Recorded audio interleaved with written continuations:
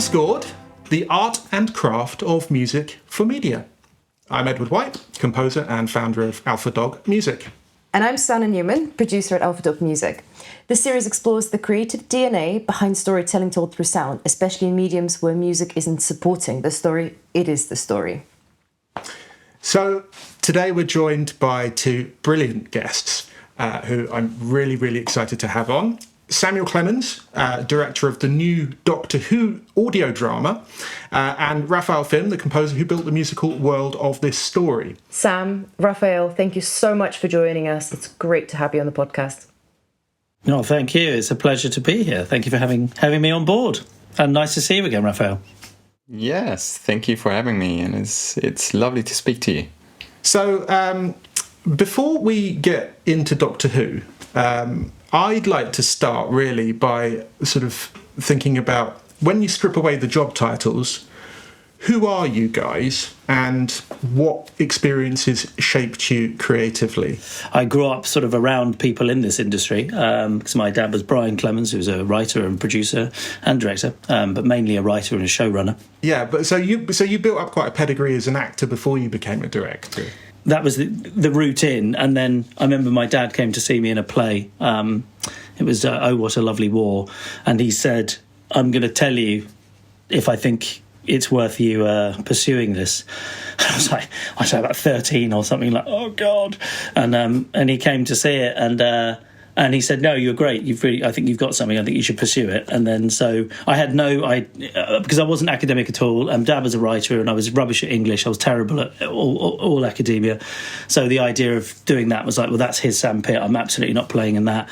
But acting felt like something I could do, because it was sort of the heart of the story. You're right in the centre of it, experiencing it from one point of view. So that was sort of where I felt most comfortable, even though it is it's very uncomfortable to be an actor, and then sometimes very comfortable within the uncomfortableness when you're like, I'm having to be very vulnerable in front of people, and that's terribly uncomfortable. But once you know what you're doing and you're sort of, it's like sparring, it becomes sort of like quite addictive. And then I went to drama school. I was lucky to get into the Drama Centre London and trained there for 3 years, and then went out and became an actor. And I suppose quite nicely and luckily, I got to work with lots of different directors. So over the years, not many directors that start out as directing get to see other directors working and experience it. So you only have your own idea of, or your own sort of, particularly a film director, I'd say. You only get that one perspective. So I had a chance to watch and be directed by lots of people in lots of different mediums. So, and saw things that I liked and things that I didn't like. And I just got fed up of being in certain things where I was like, this could be better, I think, if we did this. But that was not my job. It was not I had to stay in my lane, and actors don't get other actors' notes or any of those kind of things. But I just thought that feeling was like, well, I probably should be directing. And I look back a little bit, and I directed a little bit at school, and I directed a little bit at Drama Centre as well when we had that project. Sort of, I would take the lead a little bit, but I never thought of it that way until much later, when I was, at the RSC, and I just saw it was a combination of wanting to do things and then seeing the possibility, because they had a load of camera kit at the Royal Shakespeare Company, and I don't know if they still do, but when you were down there for a season, you could get access to camera kit, and you'd pitch a short film, and then you'd make short films, but your films would star people like Judi Dench or Toby Stephens or whoever was there, because they're in the season. So it was extraordinary. You're like, what? And it was the era before the DSLR. It was, it was all on sort of, digital video. I mean, I remember one of them, they shot it on 16mm. One of them had a 16mm camera. He wanted to do it. And so, the point of it was that Matthew Rhys was the director who has, very famously now, he's directed a lot and is a very successful actor. And he decided to make a short film, and I was in that short film, and it just showed me the possibility that a bunch of mates in a day could run around, Stratford-upon-Avon and make a 20-minute movie. And that that sort of blew my mind, and I went, that was so much fun that I didn't have to wait for the industry to give me work, that I could make my own. And that was really the combination of thinking about it and then being in that experience. That was the catalyst. And then I was off, and then we did lots of things, and then I only really count myself as a director, I think, from the first time I got paid. That's probably when I could go, okay, maybe this is serious. I don't know, or maybe I can take it seriously. And what about you, Raph? It's been a long process, to be honest. And when I'm originally from Germany and I live in Vienna, but I started out in Germany, and it kind of started right after school. And when I got interested in the last couple of years in school and did some music for theater plays or so there, and then tried to pursue it as a career. It was maybe too early at that point, but just tried things out, and I thought that maybe not many people know that about me, but I was into screenwriting at that point as well, and wrote some crappy scripts and tried to find my way into creativity, so to speak. And then I thought, okay, it is not screenwriting, but it is music for sure. And scored some short films trying to get experience, and went to a school there and studied media composition. It was just a 1-year certificate program. It was not really special, and honestly didn't really take me anywhere. I was not really unsure if I should give it a try, because obviously there's a lot of risk in it. And it was, in fact, when I started to study math, that was back in 2013, I guess, when I realized what music really meant to me, and film music in particular, because math was pretty time-consuming, and didn't really have much time for music anymore at that time. And so I was at a point where I was like, okay, it's now or never. I'm not going to be a math teacher or whatever it's going to be, and not have time for music anymore. That's just not what I want. And then I went for it, and from early on tried to get as many international projects as possible, and try to establish an international network of people. And then I moved to Vienna in 2017, and now I live here and got settled, and can't imagine to ever go back. And what shaped me musically is probably I later I think it was in like 2016 or 2017, I took some Berklee classes as well because I did a lot of like studying, and went through a lot of books and orchestration, especially orchestration, because I am very interested in orchestration still, and took some courses at Berklee online to just deepen that knowledge. And that was very helpful, because also in terms of the community, I'm still in touch with lots of these guys that I studied with, and still having meetings. Nowadays it's like twice a year instead of once a month, but still, after all those years, it's still nice to exchange with those people. And it's I think, looking back, that my style has become more bit more specific in terms of that I know what's important for me musically when I score a film, that how I approach telling that story musically, and the entire world of storytelling in general, and how important it is to have a thematic approach for me when writing scores. That's something that was a process as well, and is probably because Ennio Morricone is one of my favorite composers, and that's probably a big influence in my work that you can hear. And so that's I would say that's the most important thing that's shaped me. Yeah. What is it that first pulled you into directing, and specifically audio dramas? I've been working as an actor for a number of years, and I did a play. It was actually the first time I ever did anything of my dad's work. I was in one of his plays, which was Holmes and the Ripper, and it was being done at, in Nottingham Theatre Royal, and I had a couple of small parts in it, and I was a bit reticent at first. I was like, oh God, I'm the son of the... Oh God, it's going to be nepotism hell, you know. And I'd never up to that point done it, but I just thought, well, you know, you're being offered it, and it would be interesting to do it. You've never done it before, and so that was a real shift in my career. Really, was sort of I suppose embracing some of my dad's work, because I'd sort of broken out and done my own thing for quite a long time, for 10 years or more or whatever. And the actor playing Sherlock Holmes was Nicholas Briggs, and Nicholas Briggs is the executive producer at Big Finish Productions, and he's also famously the voice of the Daleks.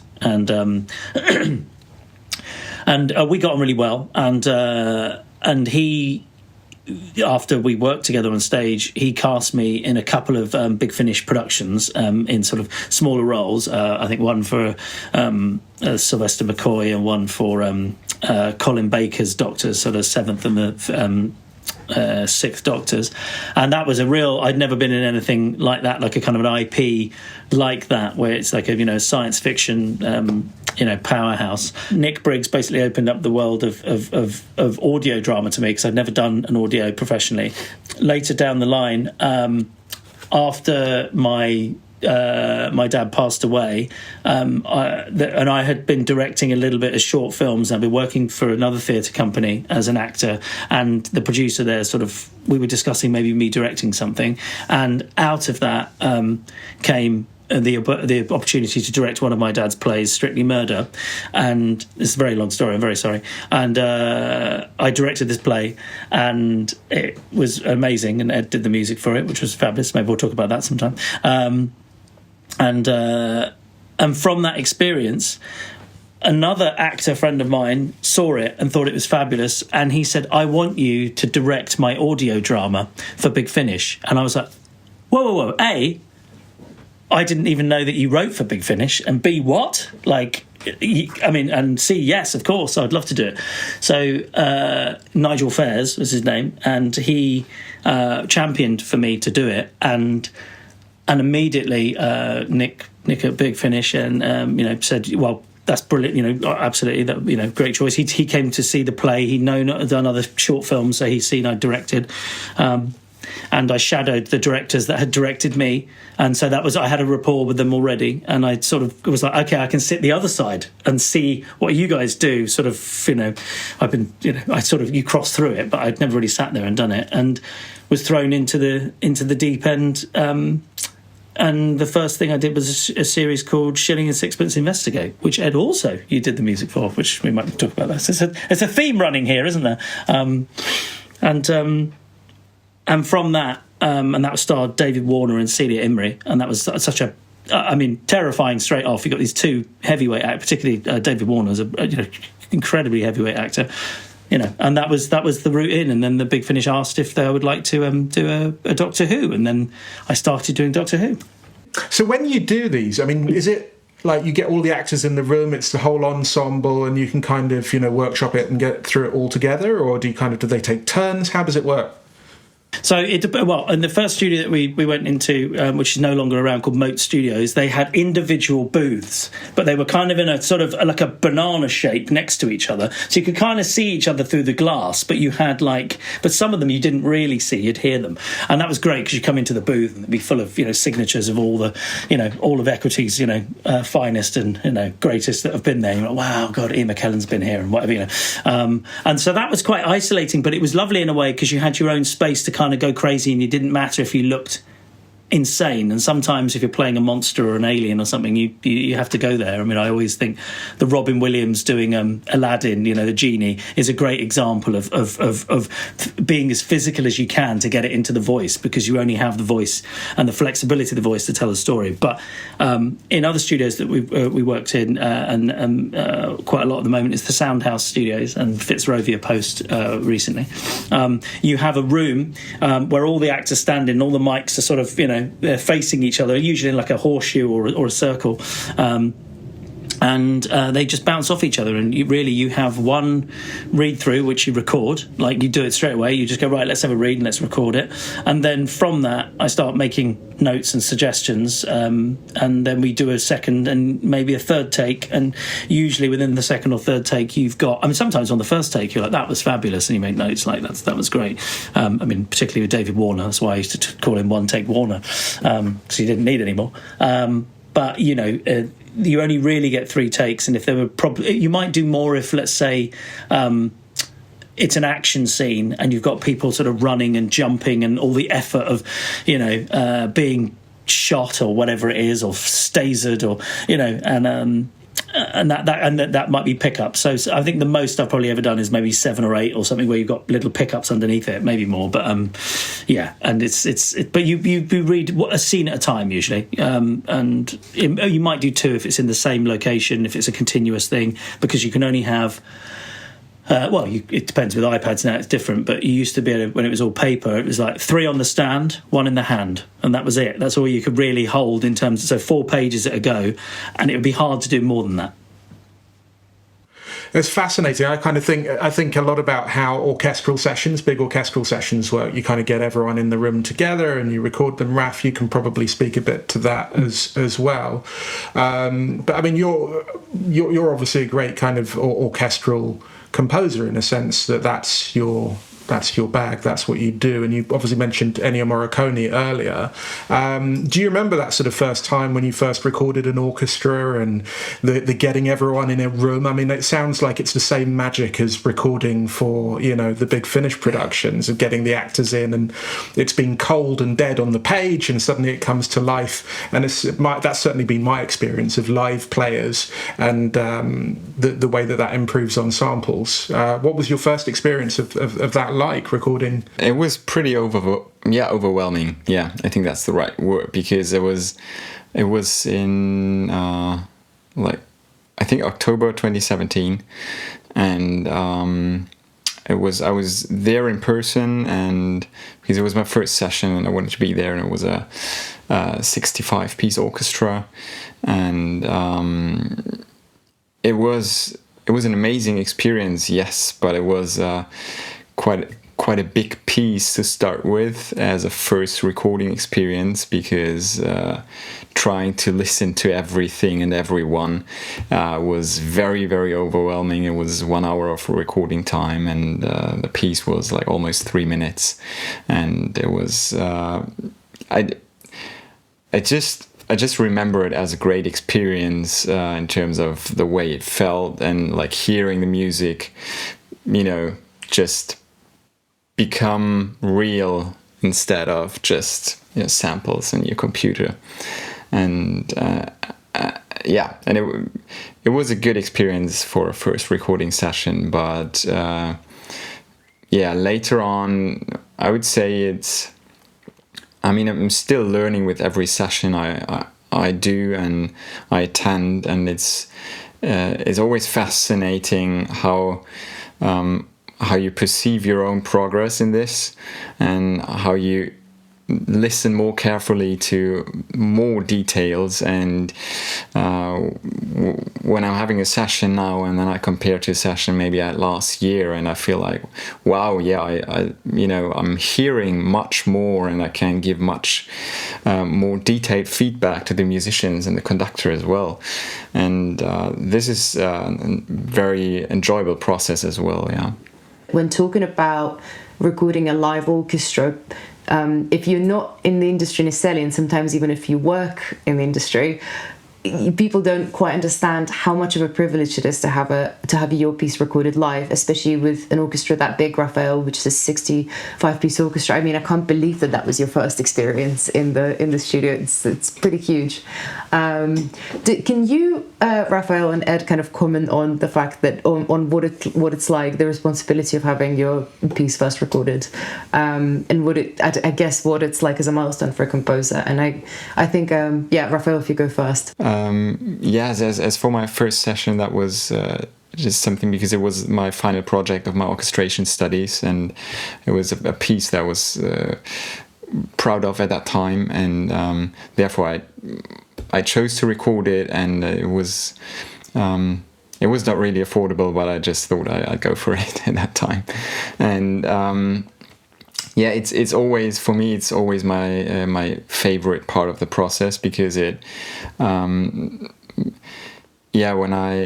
probably because of how much I enjoy to orchestrate my music, because all the thought process you go through when you orchestrate, that's something that becomes, real and alive when you hear it played by real musicians. And it's hard to put into words, because it's at the same time there is an emotional response, at least for me, when I'm at a session and they play my music. But at the same time I try to be quite rational about it in terms of the decisions I'm making, because obviously you have to be quite fast in terms of because session time is short, and have to be quite fast in terms of changes that you might to do. And it's always a bit of for me it's always a bit about finding the right balance between, yes, it's an enjoyable process, and it's amazing, like you said, it's a privilege to have your music recorded, and also that's the best case scenario for me, to see that the musicians have fun playing it. And once I had a session where after the session, when the musicians left, I could still hear one of the musicians whistling the melody, and that was a very nice moment for me as well. And those are pretty, like little milestones, I think. Yeah. I mean, in terms of this project, it's called the Ingenious Gentleman.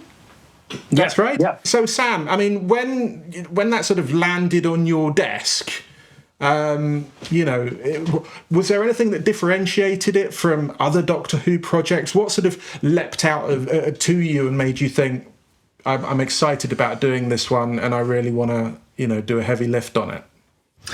Well, I've directed a lot of Doctor Who's over the years, and again, massive privilege to be doing any of these jobs. Let's just throw that out there, and I love doing it. I love working with actors, and I love working with not just actors, but I love working with creatives, whether that's sound designers and composers, and and writers, and sound engineers. It's just great because everyone has their skill set, and it's just so exciting. But this story, the writer is a guy that I know called Al Ronald, and I've known Al for quite some time because he made a film with my partner that was in it a long time ago, and it was a cool little film, and he sort of wanted to break into Big Finish as a writer for a long time, and he contacted me quite a number of years ago now, said, do you think you can help? And Al is the greatest example of persistence. He just did not give up, and he kept messaging me and emailing me, and I said, cool, I'll put you in touch with this guy and this guy, and he just kept going, and we eventually got him, it got some ideas in front of one of the script editors and one of the writers that were building the series, because they have certain writers for different Doctors and different series, and I think he pitched a few ideas. And when this idea sort of, he said, I think that they're going to do one, I'm going to get to do a Doctor Who, I'm going to get to do a, because he did an episode of Dark Shadows many years before, and really wanted to do Doctor Who, and he's done lots of things since, and I think that, which I'm so pleased for him, because he's he's such a nice guy. But also when I opened the script, I was like, this is this is a fantastic story, and this is it's really beautifully written. It takes the essence of what the book is of Don Quixote and then marries it beautifully with the Doctor Who universe. And I just cannot believe no one had come up with it before, that you've basically got Don Quixote and his companion Sancho, and then you've got Doctor Who and his companion, which is in this case is Ace. And I just thought, what a simple but brilliant idea. And I loved that it sort of questions in this, what it is to be mad, or what it is to maybe not be altogether there, and maybe be losing your mind, and people thinking that you're crazy, and what legacy does that leave, and how do people view you. So it was funny, but it was very poignant. It was sad. It was and I think the other thing that really made it sing was the fact that he made Doctor Who an enormous fan of Don Quixote. So it'd be like him meeting his hero. So that lightens any of the pathos that's there. And I just thought, this is such a fantastic. I mean, this should be a television episode. This should be, I mean, I've had some fantastic scripts, but I think this one for me just really it hit something that some of the, it just on a different level to me that others hadn't in that way. And so I really. I immediately felt let's not rush this, and actually all the scripts in this set, Wicked, because there's three episodes in this, and this is the last episode of it, are all very strong. It's a really strong set, and I'm so pleased and proud that it's being reviewed really well, as well as being a really strong set in the Doctor Who canon of Big Finish, and it's the Whoniverse. So how did you and Raphael end up kind of working together on this? Well, I mean, I heard Raphael's score for, and I'm going to get the name wrong, so apologise. Apologies.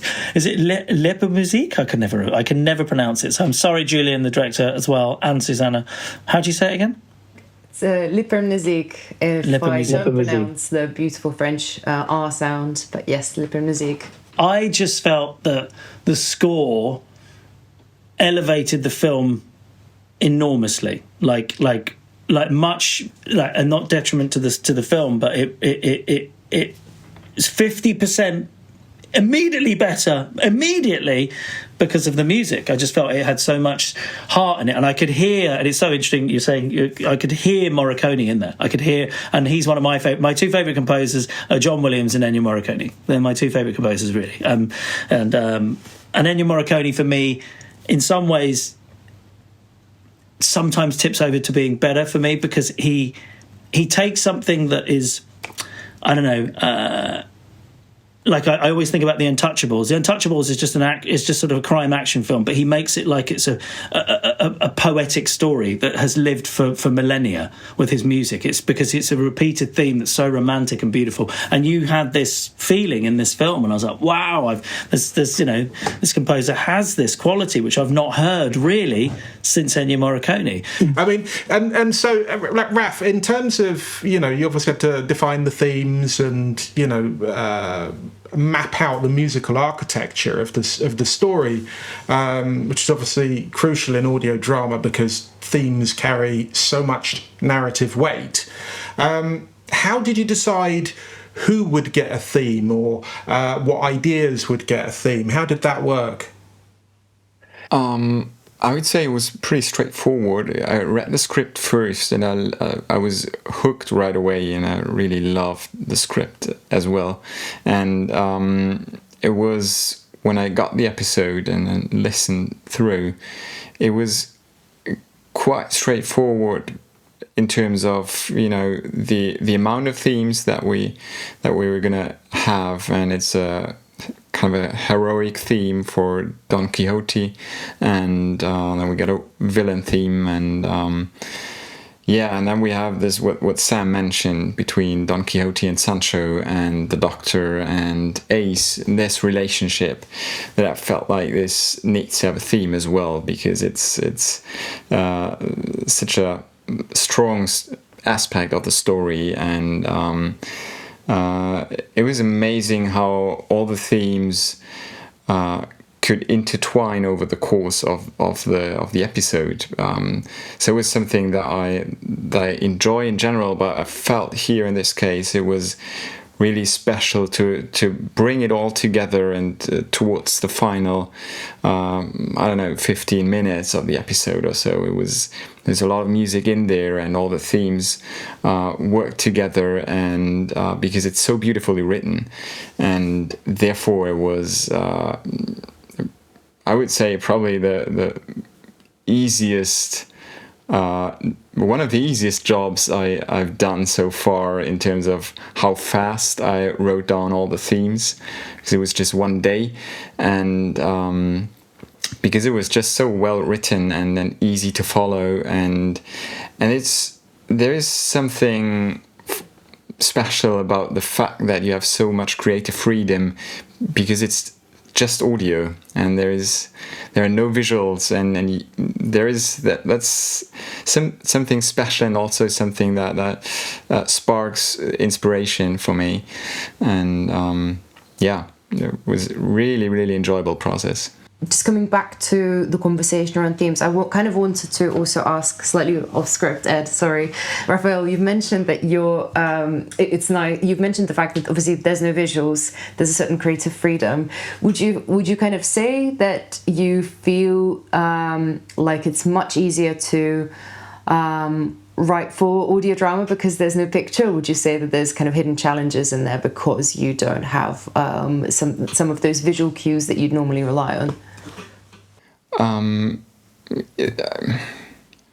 Good question. I would say it's hard for me to judge at that point, because so much was going on in my life also during that, because I came right out of parental leave, and that was probably another reason why I was quite inspired at that time. So, but I would say that it's if in this case, since the story was so well written, everything was so straightforward, it was quite easy, but I could imagine it also being quite a bit of a challenge if it's because it's hard to find the right balance between too less music or too much music, and that's something in this case, for example, in the first pass that I sent Sam, it was less music than in the final product, and we talked about it, and Sam was like, yeah, it's great the way it is, but I just want more, and so that's what we ended up doing, and then spent another few days on this, and wrote, I don't know, like 10 more minutes of music, and it was well needed, and that was also a good learning process as well, because it's that's something where I feel like it's been an important guidance by Sam as the director there, because at the end of the day he's directing the episode, and for me I have creative freedom, which is amazing, and I can bring in ideas, but like working out this balance of how much music does the episode need, that's up for discussion, and that was I think in this case a very good way, and very, very good balance that we worked out, and I'm very, very glad that we got to collaborate on this. Absolutely amazing. And so to jump back into our questions, what was, when you had the conversation with Sam and he first described his vision to you, what was the first instinctive idea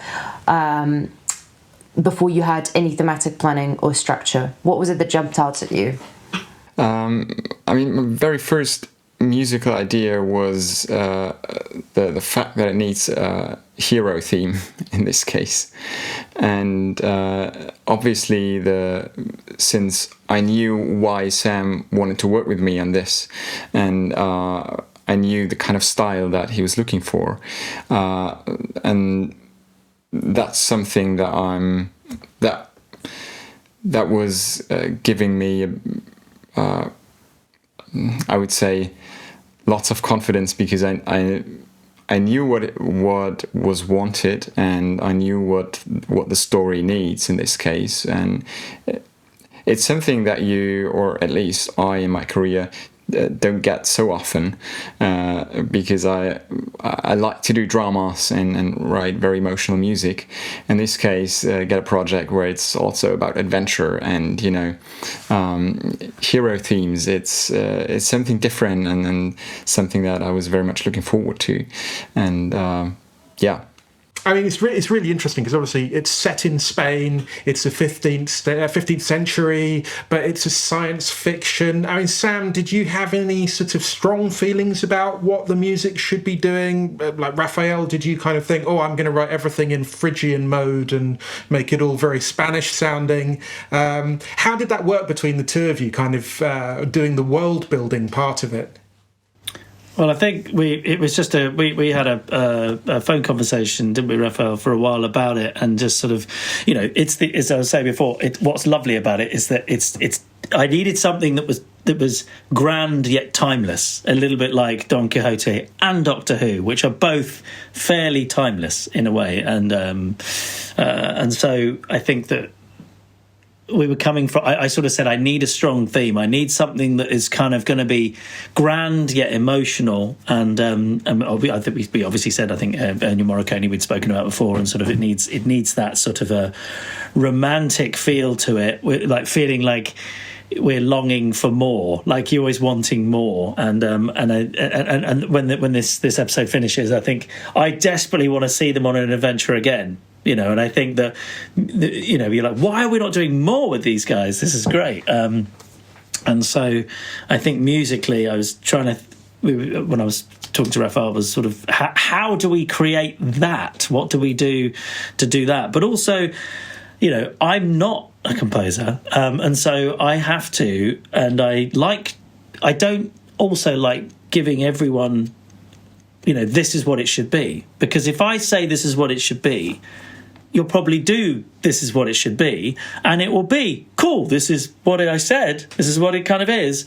But if I don't and go, how do you react to the material? Then I get a real emotional connection from what you guys as composers do and how you see it. That's why I don't like, generally, and not the beauty with audio is there is no temp music, so it's not unlike film. You're getting clean, a clean story to work with. I don't like using temp that much because I kind of don't want it to influence what your initial feelings are, because sometimes it could be completely in juxtaposition to what I'm thinking, but actually it works really well, and I think that for me, that's something I think is important. I think every artist in however they're collaborating, I want to see what they bring before I start telling them. And actually, then you're just shaping and moving around, and then it becomes like this sort of painting that you're creating together, and everyone's putting their piece in it, and it becomes like this beautiful collage, which. And that's why I always find it hard when say, what's your vision? I'm like, I don't know until I see it, or I hear it, or I touch it, or I smell it, or whatever. I don't know until we're in the room and doing it. I have an idea, but I don't want to sort of, constrain it with my, my ideas. I want to sort of, break the shackles off my ideas and go, because I think that's where you get interesting collaboration. I think it's all about collaboration. I think that the reality of these things is that you want collaboration, you want to do it for love, and that's a collaborative space where people kind of put ideas out and talk about them and figure out what's best, rather than a top-down. Here's the brief, do the brief, get paid, and off you go. Have you had some of those experiences, Raph? Yes, I feel like they are part of the job, but I very much appreciate Sam's approach on this, because it was it's from the very first second on, it's just much more fun this way, because you establish a level of trust, and for me as a composer, when I have the feeling that the director trusts me in what I'm doing and bringing in my ideas and my vision, and that's very, very important, especially in the beginning of a project. And this was the case right away, and because we had a very good chat at the beginning, and very open and very transparent, and it's that amount of creative freedom is what makes it so much more enjoyable, and not just a job. And at the end of the job, you get your paycheck and that's it. That's not the case. It's a collaboration. It's a creative collaboration, and with those projects, I always feel like, this is why I'm doing this job. For projects like this, and the other ones are, as long as they don't take up 90% of my time, and I'm frustrated all the time, then it's okay. It's part of the job. It's they pay the bills, and in a world with sort of these new workflows and I guess new audience behaviours as well, with streaming and stuff like that, Where is the place for audio drama, and where do you see it heading in the next few years? What excites you? What concerns you about it, both of you? I remember listening to I think one of the titans of audio drama is Dirk Maggs, and he does these huge sprawling epic adventures like The Sandman and all these huge ones. He gets incredible cast, major Hollywood players, and I remember when he did Alien 3, the script that never was, the Michael Gibson one, and he got Michael Biehn back to be Hicks in it, and and it was just like, oh wow, this is incredible. So being able to do things like that, where it's an alternate version, if you can get the rights to do it, that's so exciting and interesting. Where else would you ever be? You might be able to read the script online, but be able to actualize something like that, I think, is really interesting. And different versions of scripts, or maybe there's Bond films now out there that were written that maybe we'll get to hear on audio and all that kind of stuff. So I think that I think it's opened the canvas a bit wider for what we can do and what people are interested in, because obviously people's interests are now a bit more laser focused, whether they're into sci-fi or they're into, I don't know, so many people I speak to now are in love D&D, Dungeons and Dragons stuff, and all that kind of. But I mean, a lot of the games world is, whenever I'm recording audio, there's lots of audio performances of games happening at the same time. So I think we're in quite a booming period for it, and I'm sure it will just, there'll be more and more platforms for it, or more and more that are being done. It just depends on the budgets and the consumability of it, and if it's financially viable, and if it isn't, then it'll have to change, or we'll lose them, or like they all keep. All the film models have completely changed since since streaming has completely changed everything. So I think we're in consistent. I mean, maybe I'm wrong, because we're living through this period now, so we don't have the experience of living in the other period. But I feel that everything is moving so fast all the time, that things are shifting and changing all the time, that it feels, as you said, overwhelming at your scoring session. It feels quite overwhelming, like we're trying to keep up. It's a continual state of FOMO, fear of missing out or being behind. Yeah, I mean, Raph, would you say the same? Were audio dramas a big part of your life before you scored one, or was that a relatively new thing? Do you listen to a lot of podcasts? Relatively new, actually, and I did have a period in my life where I listened to more podcasts, which was around 1 to 2 years ago, but not really much lately. And so this was something when I first heard about it, and before Sam and I had our first more in-depth conversation about it, that was something where I asked myself, wow, is there a market for it, or how big is the market for these projects? And when I started to do some research and listened to some audio dramas, I felt like, wow, this is really great stories and great stuff to listen to. And I agree with Sam on that. the similarities to listening to podcasts, which is still booming as far as I'm perceiving it, and so that's definitely, I would say, a plus and an advantage. But at the same time, yes, it's moving so fast, and it's really hard. Even I would still consider myself fairly young, but it is so hard to keep up with technology and everything moving so fast. And when I look at people that are like 10 years younger than me, and I feel like, well, this is I feel like I'm 20 years older, and it's something that is maybe since it's the reality, Raph. We're getting old. You're like, no. Maybe since I became a dad, even more. Yeah, well, I mean, so it's funny when you were saying I don't listen to perhaps as much podcasts as I used to. I was thinking, well, you're a new dad, so I'm surprised you're even here right now, And congratulations on that, by the way. Thank you. So, I mean, in terms of like AI, I mean, Sam, could you see AI replacing any of these things? You can go on Suno and Udio and Sora and all of these different kind of things that just, press a prompt. I mean, does it worry either of you, for example, that, that could potentially be coming down the track? I think there's a healthy level of like concern that, James Cameron got it right and we're all doomed. But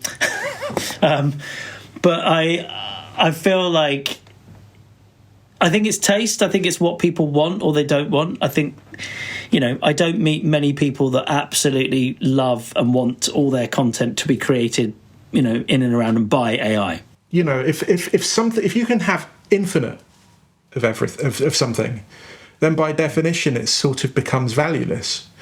And so I think that one of the lovely things about cultural artifacts, cultural products, whether they be films, whether they be TV shows, music, is the fact that it's like you're going to get, if it's a normal human life, you're going to get this much of this thing. And that makes it very scarce. And it's one of the reasons we're still watching Hitchcock movies. It's one of the reasons that we're still, Charlie Chaplin is still revered as one of the great comic geniuses, is because it's just not an infinite amount of that thing. It's finite and it's linked to that person's life. And so, I rather like the fact that a director maybe has a finite number of films in them during their lifetime, and that you can look at that body of work as a reflection of their life. You just had your debut feature film, The Drowned, released through Vertigo Releasing, and that's obviously out on all of the you can get that on all of the streamers. I mean, obviously, I wrote the score for that, and I know that you had to kind of really jam yourself through the process in a way that was absolutely insane. When you reflect upon that experience, do you kind of think, God, actually, I might have used AI here, or I might have used AI there if it had made the difference between being able to do something or not do something? Yeah, I mean, I think sound clear up is becoming, it seems, monthly it's getting better and better, and you can have someone, there's a chainsaw next to someone's face and it can remove it, and you're like, you can hear them, you're like, what is going? So maybe, sound definitely, and we're talking about audio environments, sound clear up I think is very, very helpful, and I'm sure we would have saved a lot of time and money and effort in paint outs. Do you know what I mean? If we can use AI for painting things out, which is a very laborious process, again, we're talking about it in our industry, but I mean, every industry is going to be hit by this. Whether it's accountants certainly lose, or lawyers lose. I mean, it's every industry. It's just that it's hitting us because we're talking about, and it also feels strange to be in a creative world and not a more kind of, mathematical world or a business world. Do you know what I mean? That it would solve, problems that way. But it's in. I mean, I heard a version the other day, and it kind of upset me. But I was like, oh no! Someone has done an AI version of Slim Shady as like a 50s kind of blues type number. And I was like, oh, this is great. This sounds fantastic. Then I was like, oh, it's AI. And I just sort of died inside because I was like, oh, it got me because I really enjoyed it. And I didn't know. And I was like, oh, no. So again, maybe everything I said is wrong. And we go, oh, it's great. It's fantastic. But yeah. If people want to go and listen to the Ingenious Gentleman, the Doctor Who audio drama that you guys were involved in, where do they listen to it? Well, you can go to bigfinish.com, and if you want to download it, you can get. Well, you can either. I think you can buy the CD from the. They still do CDs. It's amazing. Do you have a copy? Do you have a copy, Raphael? Oh yes, I have two. But you can go on the Big Finish website and you can buy the CD there. And if you want to download, if you sign up on Big Finish, you create an account on Big Finish, then you download the app and you buy it on Big Finish, the website, and it'll appear in your app. But this box set is called Wicked. It's Doctor Who, the Seventh Doctor Adventures, Wicked, and this is the third story in this little box set trilogy. About Doctor Who and Ace, his companion's first adventures. It's basically her first adventures from television. So it's sort of that's why it's also quite unique. It's her first adventures. And Raphael, in terms of, is there going to be an OST soundtrack? Is that coming out anytime soon? Will we be able to listen to the music without all of those frustrating people talking over it? In fact, yes, the soundtrack is going to come out on December 5th, and I'm very excited for the release. And but I was probably even more excited to get those two copies and then listen to the final product. And I still love Simon's performance as Don Quixote, because that's we've not even mentioned it, have we? Yeah, the Don Quixote is played by the great Simon Callow, and he's absolutely incredible. He's one of the great British actors. Yeah, and I watched Amadeus again recently, and I forgot. I was like, of course he's in it, my God, yeah, because he played it on stage. He played, I think he played Mozart on stage originally. So, and just to, I guess, finish up, do you want to ask this final question, Susanna? The one question that I really want to ask you both is, if you each had to define the purpose of music in storytelling in a single sentence, what would you say it is? I will say a word and then I'll make a sentence out of it. I would say embrace, because I feel like the music has to embrace the entire story, and that's my sentence. Yes. Lovely. God, I would say, it's going to be very simple, but I'd say emotion or emotional, because it's the emotional link between story and feeling together. And for anyone who's listening who dreams of directing or composing, who doesn't know where to start, what's one thing that you wish you were told by someone quite early on? To listen to that voice inside you of what you want to do, and try and not listen to anyone else outside of you detract you from that feeling. That's a very good answer. I wish it was mine. But yeah, I would say probably it's knowing that it is very hard. It's not going to be easy, but at the same time, you still need to focus on yourself and also on your mental health, because it's important to also, take time for yourself and not trying to go 100% all the time over years, because at the end of the day, you always have to take a couple of steps back in order to move back forward. So that's something that I experienced myself, and it's been very healthy to experience that. But at the same time, I wished I would have known that earlier. And because it's most important to keep having fun with with being creative, because that's still we all have a passion for what we're doing, and if you lose that, then it's not really worth a career, in my opinion. That's just my personal view on this, and I still like having fun working, and obviously not all the time because that's not realistic, and you need to have bad times as well. But it's about finding a proper balance in your life and in your work. Yeah, you reminded me, trying not to make it like a job. I think when it becomes a job, it's the death of you. I think it's got to be the joy. I think when it's a job, it's the end, for me personally. Nobody's going to die. Nobody's. Yes, no one is also good. Well, hopefully not. Hopefully not, yeah. Gosh, yeah. Sam, Raphael, thank you so much for being on this inaugural episode and for being the guinea pigs. This has been Scored, the art and craft of music for media. And thank you to everyone for listening.